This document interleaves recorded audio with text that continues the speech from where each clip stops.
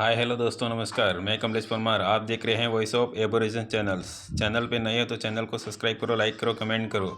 7वां राज्य स्तरीय आदिवासी सांस्कृतिक एकता महासम्मेलन सिकलवास में आयोजित किया गया, जिसमें श्रीमाल जी ब्राह्मण ने क्या कहा, सुनिए। मैं किसी और जाति में पैदा हुआ। मैं इंसान हूँ और यहाँ आदिवासी एकता परिषद जब से शुरू हुई, अशोक भाई मेरे गुरु है, अशोक भाई की माँ भी मेरी गुरु। जो भी सीखा हूँ प्रकृति और मानव सभ्यता के बारे में, वो वहाँ से सीखा। खास तौर पे हमारे मेरे पूर्व वक्ता जी ने बहुत अच्छी तरह से बात रखी है। इसके पहले भी लोग जो बोले, उन्होंने काफ़ी अच्छी तरह से बात को रखा है। मगर मुझे ये कहना है कि इन दिनों, क्योंकि हम सब संविधान की बात करते हैं, संविधान की आमुख की बात करते हैं, उसका प्रियम्बल की बात करते हैं, समता, स्वतंत्रता, बंधुता, पंथनिरपेक्षता और सार्वभौमत्व, और हम 5वीं और 6वीं अनुसूची की भी बात करते हैं। आज संविधान में जितना प्रावधान है, वो प्रावधानों को एक सबसे बड़ा खतरा हो रहा है। ये पूरा इलाका जो, क्योंकि हमारे जो 10 राज्य है वो 5वीं अनुसूची के राज्य है। Subscribe now and press the bell icon. Never miss an update. Gujarat, Maharashtra, Madhya Pradesh, Rajasthan, Chhattisgarh, Telangana, Andhra Pradesh, Orissa, Jharkhand, Himachal Pradesh और 6वीं अनुसूची के जो राज्य है, मिजोरम, असम, नागालैंड, मणिपुर, त्रिपुरा, मेघालय, ये सब राज्यों में आप देखो कि पिछले कुछ सालों में इन राज्यों का जो विकास हुआ है और इन राज्यों में रहने वालों का जो विकास हुआ है, वो दोनों का, क्योंकि यहाँ कुसुम बहन जैसे ज़्यादा अनुसंधान करने वाले लोग भी हैं और सब पढ़े लिखे हैं। आजकल तो सब दुनिया कर लो मुट्ठी में, ऐसे सब लोग अपने अपने गूगल से सर्च करते हैं। तो एक सिंपल आप सर्च करोगे, उसमें आदिवासी समुदाय का कितना विकास हुआ है और उसके सामने आदिवासी समुदाय का जो परंपरागत अधिकार था, कस्टमरी लॉ है ना, वकील साहब थे यहाँ, हमारे जो परंपरागत अधिकार है उसका कितना हानि हुआ है। तो ये बात जब हम लोग आंध्र प्रदेश में कुछ साथी जिन गांव में, जैसे राजस्थान में अपने सब 5वीं अनुसूची के गांव में काम कर रहे, इसी तरह से वहाँ भी कुछ साथी लोग हमारे काम कर रहे थे। और वहाँ जब भूमि का पट्टा, बहुत अच्छा बोला अभी मेरे पूर्व वक्ता ने कि ये भूमि सरकार ने नहीं दी है, ये भूमि हमारे बाप दादाओं की, और हमारे बाप दादाओं के जो परंपरागत अधिकार जो है, वो अधिकार हमें परंपरा में ही मिलते जा रहे। तो वहाँ जो भूमि के पट्टे के अधिकार थे वो किसी कंपनी को दे रहे थे। तो लड़े वहाँ के सब लोग, गांव वाले सब मिले, ये तो हमारे बाप दादाओं का पट्टा था। वो बात को हम सुप्रीम कोर्ट तक ले गए और सुप्रीम कोर्ट ने 1997 में 17 स्टेट ऑफ आंध्र प्रदेश और 17 स्टेट ऑफ इंडिया एक अच्छा लैंडमार्क जजमेंट,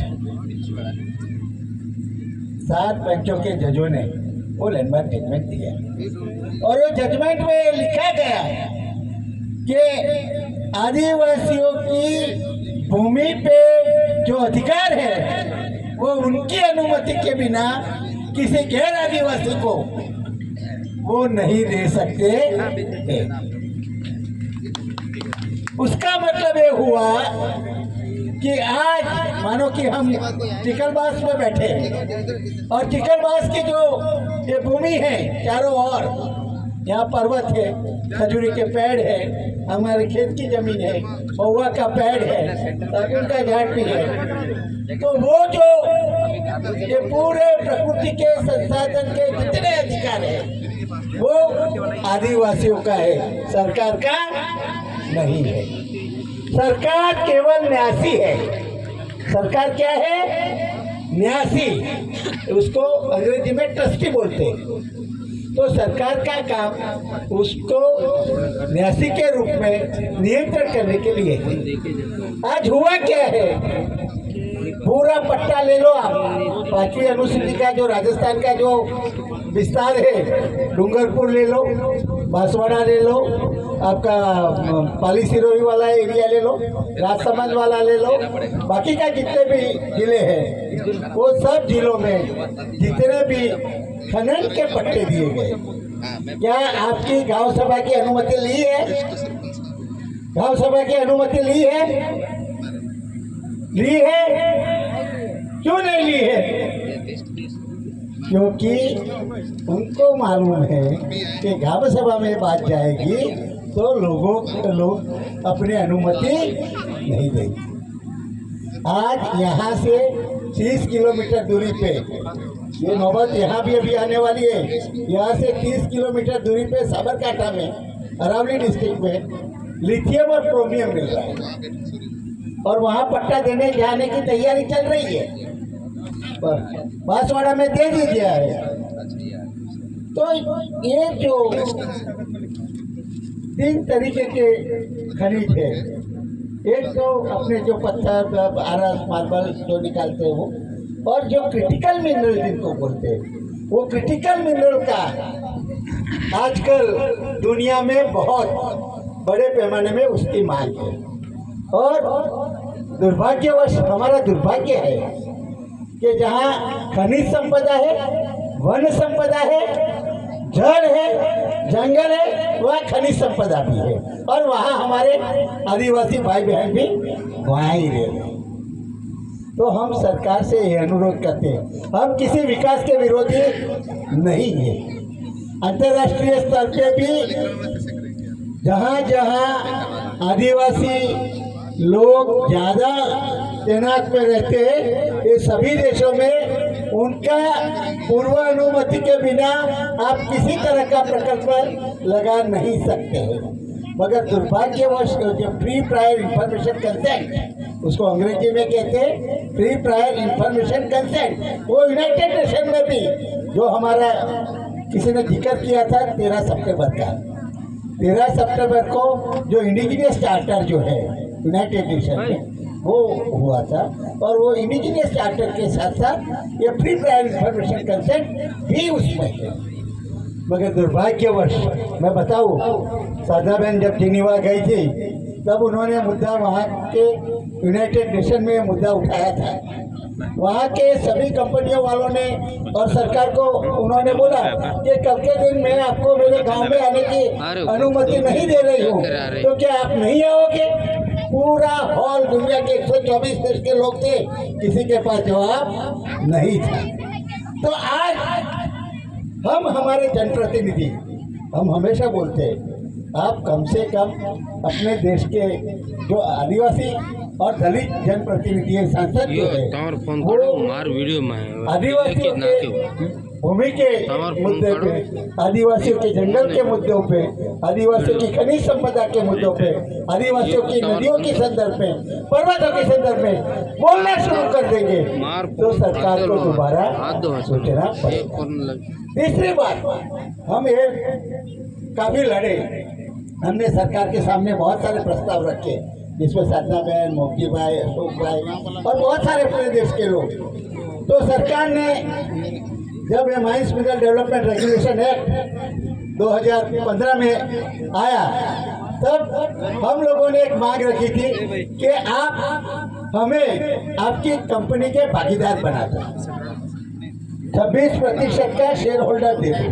मेरी बात सुन। मगर ये शेयर होल्डर दिया नहीं। वीडियो कॉल करते आज हमारे गांव में मालों की खदान होती है, उनमें से जितना भी माल निकलता है ये माल में हमारा मालिकाना है 26%। उसके बदले मैडम ये लोगों ने यक नहीं जिला खनिज न्यास किया। मैं पकड़ के रखता हूँ। जहाँ जहाँ खनन प्रभावित यहाँ क्षेत्र से नहीं, है, जहाँ से ऐसे खनन पकड़ेंगे। होता है, वहाँ से जब वो रॉयल्टी वगैरह देते हैं, उसका जो पैसा उनको इकट्ठा होता है, उसमें से उसी गांव में वो पैसे का उपयोग होना है। मगर दुर्भाग्यवश राजस्थान का एक हम लोगों ने अध्ययन किया है, तो आपके एक केसरिया जी, ऋषभ देव, खेरवाड़ा, ये बछोरा के और डूंगरपुर का पूरा पैसा उदयपुर स्मार्ट सिटी बनने में जा रहा है। आज उदयपुर की स्मार्ट सिटी बने, उसके अगल बगल के जो 5वीं अनुसूची के गांव थे वो उदयपुर स्मार्ट सिटी में चले गए।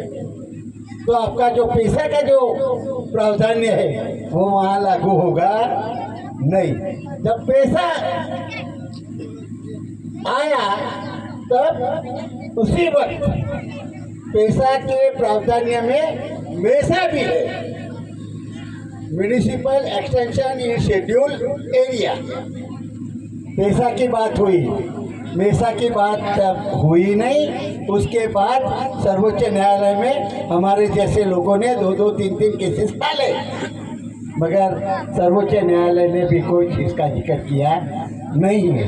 मेरा कहना ये है कि हम प्रकृति की पूजा करते हैं, हम शेर की पूजा करते हैं, हम सांप की पूजा करते हैं, हम पंखे की पूजा करते हैं, हम नदी की पूजा करते हैं, हम पर्वत की पूजा करते हैं। नियमगिरी का ट्रीटमेंट, नियमगिरी राजा वो उसी पे तो आया, उसी पे कहा कि ये पर्वत नहीं है, आपके लिए पर्वत होगा, हमारे लिए ये आस्था का स्थान है।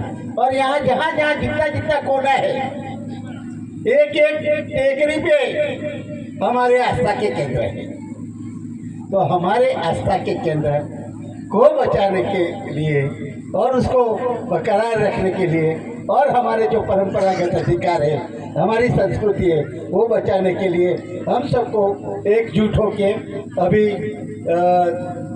ये आदिवासी एकता परिषद के नेता में और भी जो नेता है वो सब में एक होके हमें बुलंद आवाज में हम प्रकृति के पूजक है, प्रकृति की रक्षा करना हमारा कर्तव्य है, धर्म है, और प्रकृति पे हमारा परंपरागत अधिकार है। हम कतई हमारी अनुमति के बिना आप कुछ भी हमारे गांव में या हमारे जंगलों में कुछ नहीं कर सकते।